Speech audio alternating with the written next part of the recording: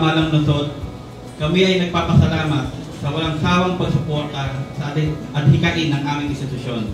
Higit sa lahat, Ma'am April, maraming salamat po sa tiwala sa amin, sa ating mga graduates, sa pagbibigay ninyo po ng mga puhunan upang ipagpatuloy at pagyamanin ang kanilang natutunan sa aming paaralan.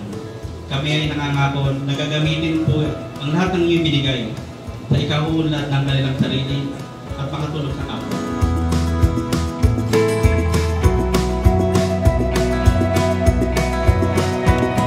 Naniniwala ako na ang edukasyon at pagkasanay ay susi sa tagumpay ng bawat individual at sa pag-unlad ng ating komunidad.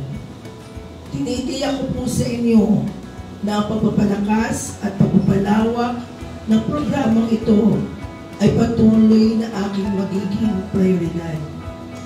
Sa inaharap, mas marami pang programa ang aming gagawin upang mas marami sa ating mga Laspiniero ang makinabang sa libreng teknikal na pagkasanay at edukasyon na inaalok ng sentrong ito.